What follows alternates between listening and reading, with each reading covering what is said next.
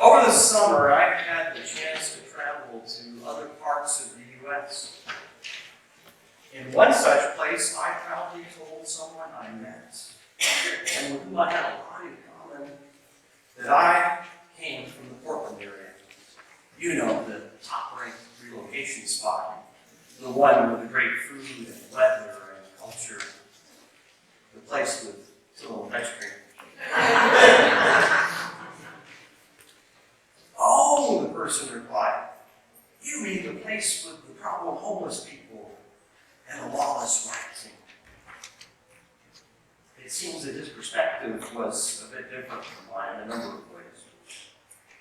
And as a culturally up-to-the-minute recent social work graduate, I wanted to tell him that he was framing it all wrong. We as a society had a problem, and the problem was that we collectively were failing to house and care for all of our members. And that is true. But in this case, I was missing the point. Because what he was actually telling me was that unless I distanced myself from Portland, in the words of our Old Testament reading today, cleanse myself, he would consider me to be an outsider who was in some way impure. And if I'm honest, my immediate reaction was to think of him as an outsider who was impure himself. Since the beginning of time, we people have certainly had our problems, haven't we? We have struggled with diseases of the body and mind. We have divided ourselves from one another based on ideas of cleanliness and purity and our tribal identity. And we have tried to fit God into a box of relationship and salvation based on our ideas, a box of tribal identity, a box of our expectations. As C.S. Lewis, the author of many books on Christianity, including the Narnia Chronicles, might have put it, we try to tame or domesticate God, whom Lewis famously represented as the lion Aslan. For Aslan is a wild lion, just as our God is wild and undomesticated, and does not follow our ideas about what God should be.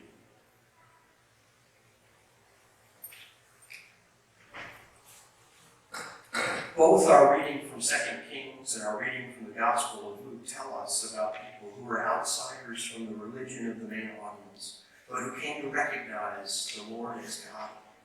Both stories also involve people with obvious skin disease, although commonly translated as leprosy, what we today call Hansen's disease. The exact nature of the disease is neither clear nor especially important. To the original Jewish audiences of these scriptures, the most important point was that people exhibiting frightening skin diseases were unclean or ritually impure. And as long as they were unclean, they were pushed out of society, having to live separated from family and friends in the desert outside the main encampment or town. The only way for them to be considered pure again was for a temple priest to examine them to verify the disease and other impurity were gone. Now more temporary forms of ritual impurity, such as touching something impure or violating kosher laws, were cleansed by ritual bathing. The key characters in each of these stories should, by human reckoning, not have had access to the God of Israel. Naaman is a great general for the king of Aram in what today is southwestern Syria, focused on Damascus, across the Jordan River Valley from modern-day Israel and the Sea of Galilee. The Arameans were historic enemies of Israel, having been defeated by King David's forces, as recounted in 2 Samuel. And the Samaritan followed a religion that the Israelites considered to be a heretical sect that had split off from Judaism and built their temple on the wrong mountain. This all makes me wonder, in today's world, who might we consider to be impure? Who has touched or done an impure thing? Who do we think are our our enemies? Who built their temple on the wrong mountain? How do we divide ourselves from each other in ways that God does not? The list is long, but it really boils down to our admission in a few minutes during confession that we have not loved our neighbors as ourselves. One really important way we are not loving our neighbors is by reacting to the very real and important political differences in our midst, by treating each other as unclean. This is only human nature. We are so certain that we have everything figured out, and that someone of a different political persuasion is, at best, confused, but likely selfish and possibly evil. And we tell each other just that in person to their faces or in social media, where we are painfully prone to go overboard. In short, we have not loved our neighbors as ourselves. In today's scripture readings, most people don't understand God's ways. In the time of ancient Israel, it takes an Israelite girl, a captive, and it takes a prophet of God to help others understand God's physical and spiritual healing. In an encounter with Jesus, among 10 people who were healed, only one, a Samaritan, turns back, recognizes Jesus as his master, and thanks him for his cleansing and healing.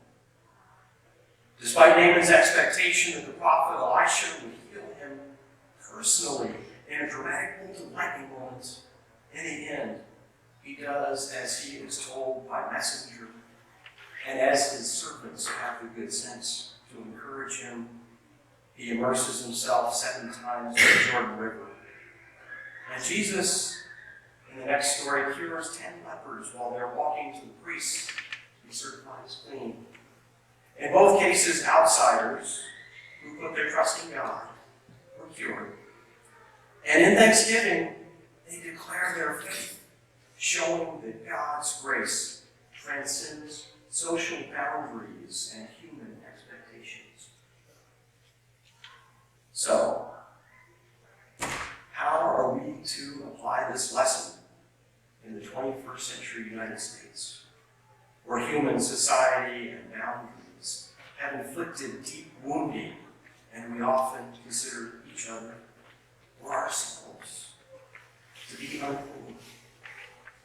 For one, we have to know that we are all sick in spirit, and we have to ask for and accept God's healing, understanding that many people around us will not recognize the source of that. But that won't keep us from turning to Jesus to thank him for healing us and others, and recognizing the source of our healing, going on our way at God's bidding. In fact, there is healing for us and the world here in our worship together. And we are to take our faith in God's healing grace out into the world. In the context of our worship here today, together we will confess our sins to God. And Mother Luann will respond with God's blessing, God's promise that our sins are forgiven, that we are healed, that we are clean. The things that follow are very important steps in how we respond to God's healing grace.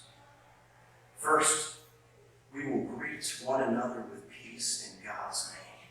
For our sharing of God's healing in society is grounded in us all being at peace with each other here in God's house. Then we participate in the Eucharist, our weekly connection with God's loving self-sacrifice and resurrection, which we conclude with our prayer of thanksgiving. And finally, cleansed by God, we are dismissed into the world to do God's work. It is the work of a lifetime to discern what that work will be in the time and place where God has put us with one another. But we will know it is of God if it is focused on sharing God's healing love.